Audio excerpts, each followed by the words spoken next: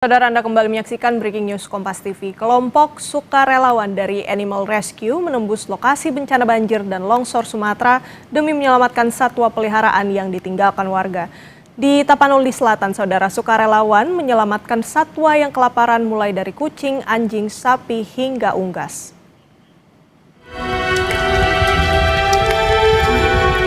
Tergabung dalam relawan Animal Rescue, puluhan pemuda dari berbagai daerah sudah sepekan lebih menembus sejumlah lokasi yang terisolasi. Salah satunya wilayah Batang Toru, Tapanuli Selatan, Sumatera Utara. Binatang yang berhasil diselamatkan diantaranya kucing, anjing, sapi, dan unggas. Satwa yang diselamatkan dipindahkan ke lokasi aman dan diberi makanan layak. Relawan juga menyisir lokasi bencana untuk menemukan satwa yang mati dan menguburkannya.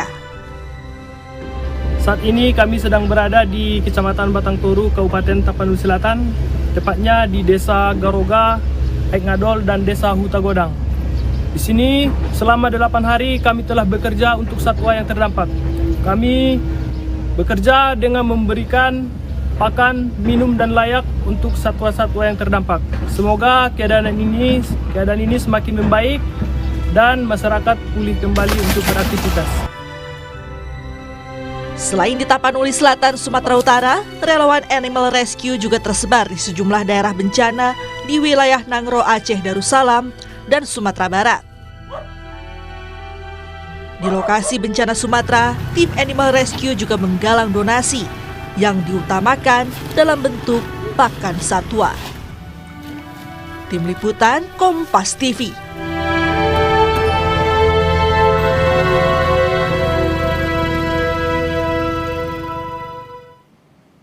Dalam penanganan bencana di Pulau Sumatera, Center of Orangutan Protection, COP, melakukan penyelamatan satwa di Sumatera Utara dan Sumatera Barat.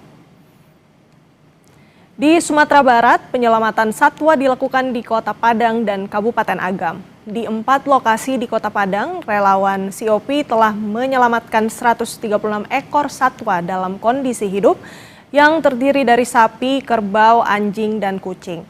Sementara itu, di 3 lokasi di Kabupaten Agam telah diselamatkan 113 ekor satwa, yaitu sapi, kerbau, anjing, kucing, bebek, angsa, dan ayam.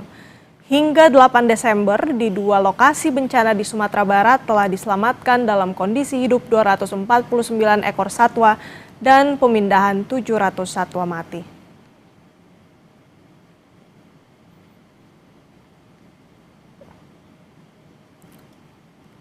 Di Tapanuli Selatan, Sumatera Utara, penyelamatan satwa dilakukan di Kecamatan Batang Toru dan Muara Batang Toru.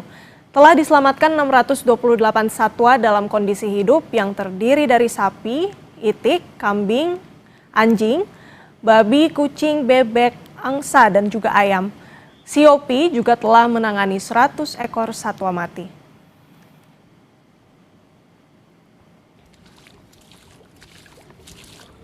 Lebih detail mengenai aksi penyelamatan satwa di lokasi bencana Sumatera, kita tanyakan kepada Satria Wardana, relawan Satwa Center of Orangutan Protection (COP). Selamat siang, Mas Satria. Di mana saja lokasi penyelamatan satwa di bencana Sumatera? Selamat siang, Kak Renata ya. Untuk kami dari COP sejak 10 hari terakhir ya, ini sejak banjir uh, banjir di Jakarta, di Sumatera ini, kami menerjunkan ada 3 tim di 2 provinsi, di Sumatera Utara dan Sumatera Barat. Itu untuk di Sumatera Utara sendiri ada di Tapanuli Selatan, kemudian untuk yang di Sumatera Barat ada di Padang Kota, kemudian ada yang di Kabupaten Agam gitu. Lalu bagaimana Mas Satria dengan fokus penyelamatan untuk pada ternak atau hewan peliharaan? Boleh diceritakan kepada kami bagaimana tim dari COP ini melakukan penyelamatan? Memang sebelumnya dari kami sendiri dari COP memang salah satu organisasi lokal perlindungan orangutan, namun dalam perkembangannya sejak 2010 kami itu memang lumayan fokus juga untuk membantu satwa yang terdampak di kondisi bencana. Salah satunya yang sekarang terjadi adalah di banjir Sumatera ini. Di Sumatera ini kenapa sih kita menolong hewan atau kita coba untuk terjun dalam penanganan hewan, karena mungkin dari kami sendiri relawan-relawan satwa ini memang punya prinsip ketika bencana terjadi sebenarnya tidak hanya masyarakat atau manusia saja yang menjadi korban, sebenarnya masih banyak makhluk hidup lain yang memang masih ada dan memang dia juga terdampak, dan mereka juga berhak untuk mendapat kesempatan lagi untuk untuk sembuh dari bencana itu. Sebenarnya itu sih Kak yang jadi fokus kita itu. Baik, jadi memang untuk penyelamatan satwa ini penting sekali dilakukan dalam kondisi bencana ya, Mas Satria. Nah, secara umum untuk kondisi satwa pasca bencana di Sumatera bisa digambarkan kepada kami seperti apa, Mas? Iya, kalau secara umum untuk kondisi satwa dalam 10 hari ini ya, memang untuk total kita nggak bisa menjangkau semua provinsi dan semua wilayah. Jadi kita fokuskan 3 tim itu untuk fokus di area-area yang memang susah untuk dituju.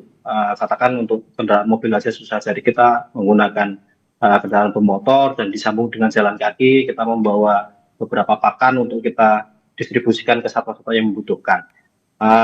Untuk secara umum satwa-satwanya memang kita masih menemukan banyak satwa yang masih hidup, dan memang dari sejak banjir terjadi sampai hari ke-10 ini masih terus kita data lagi.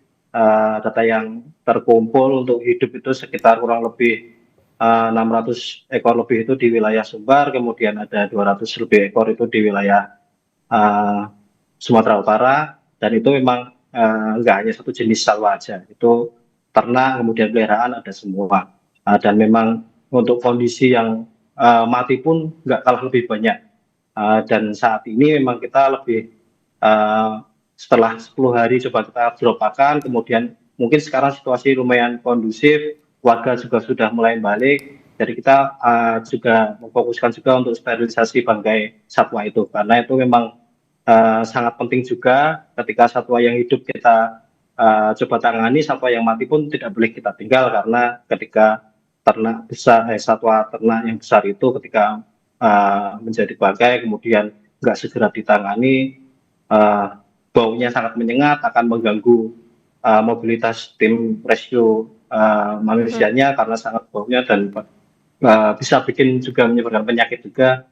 Itu kita lagi fokus itu sih. Sementara mungkin dropping pakan hijau itu juga sangat susah, kita coba ganti dengan pakan sementara ya, pakan darurat, istilahnya konsentrat atau pakan olahan gitu. Tapi pada intinya sampai pada hari ke-10 ini kami masih fokus sih untuk penanganan satwa di 2 provinsi ini khususnya. Baik, upaya penyelamatan satwa masih terus dilakukan. Ini sudah hari ke-10 ya, Mas Satria. Tadi sempat disinggung mengenai bangkai hewan. Untuk penanganannya seperti apa kalau dari COP? Koordinasi sejauh ini dengan dinas terkait seperti apa?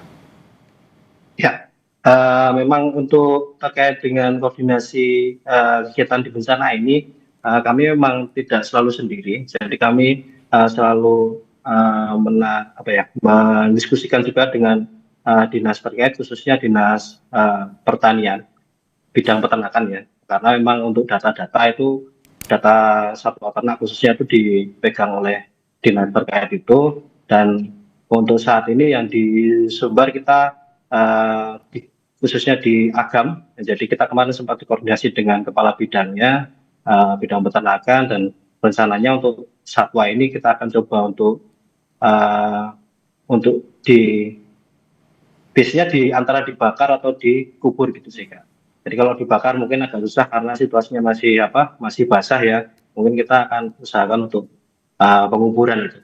Dan itu memang nggak sedikit juga. Kita juga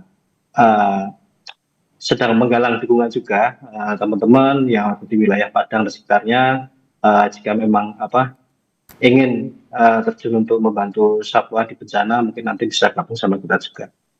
Ya memang ini mungkin saya kurang paham ya, mungkin ini jadi hal yang baru mungkin ya, menolong hewan itu di bencana.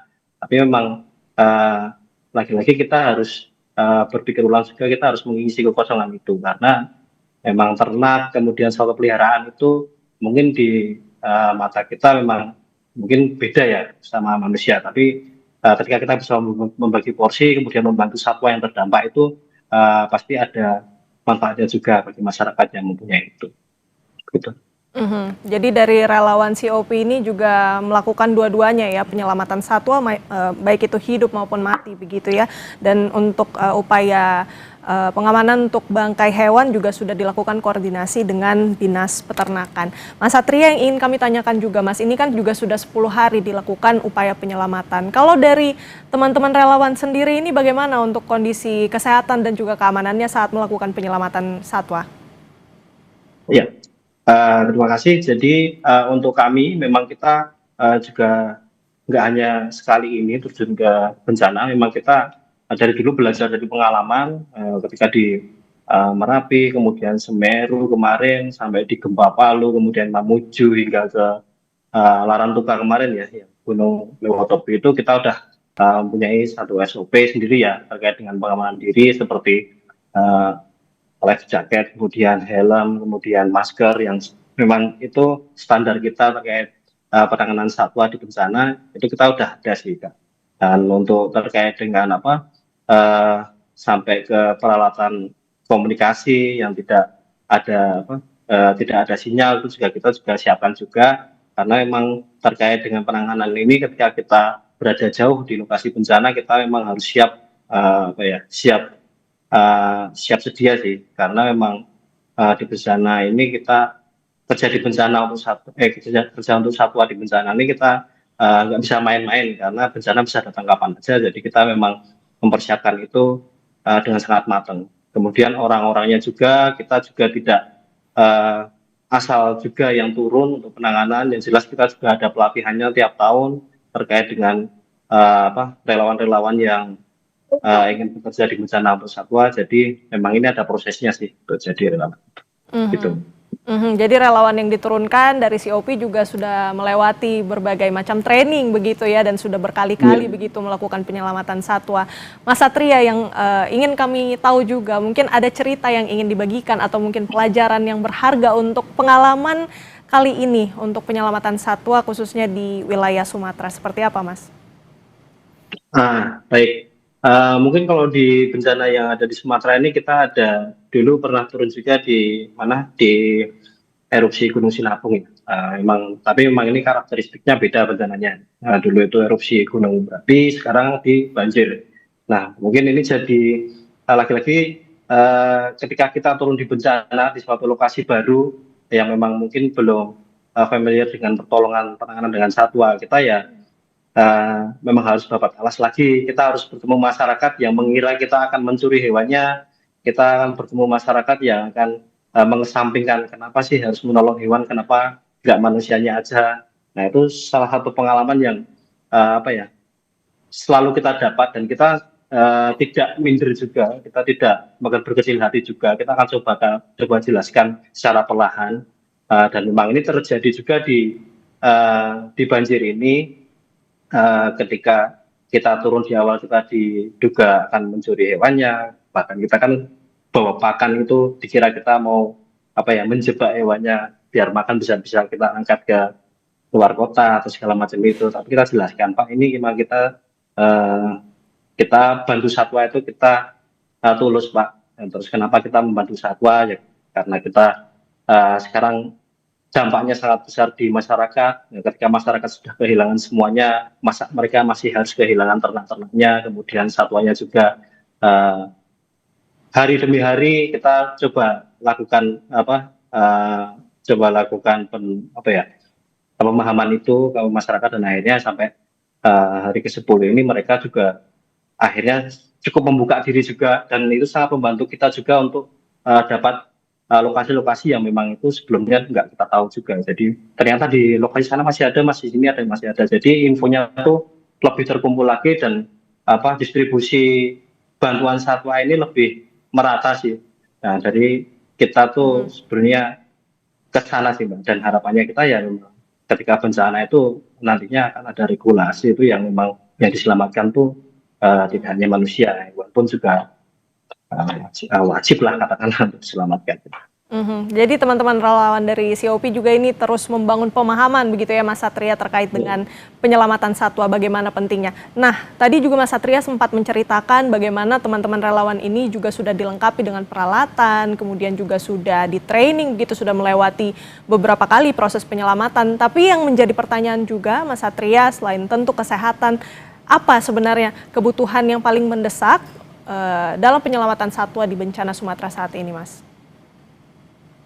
Kalau untuk di Sumatera ini yang paling besar memang pakan hijau, karena memang khususnya untuk satwa ternak ya, itu memang untuk pakan hijau itu lumayan terdampak. Jadi kantong-kantong bahan pakan itu harus apa ya, sudah penuh lumpur, jadi memang harus dicuci.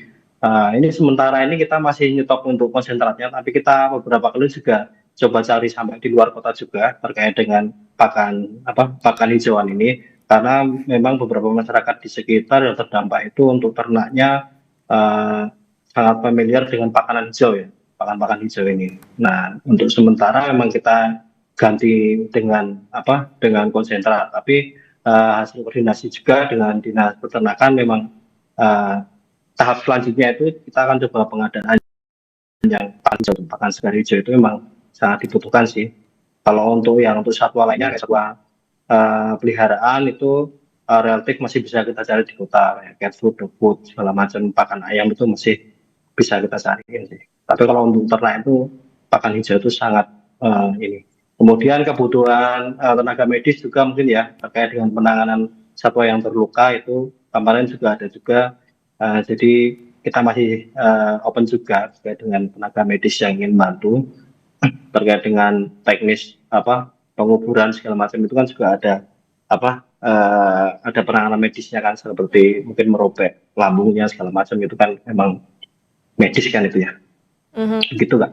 Beragam kebutuhan masih diperlukan untuk proses penyelamatan satwa. Tadi sudah berjalan 10 hari dan pakan hijau masih menjadi yang paling dibutuhkan dari teman-teman relawan. Terima kasih banyak informasinya Mas Satria Wardana, relawan Satwa Center of Orang Utan Protection. Terima kasih sama-sama.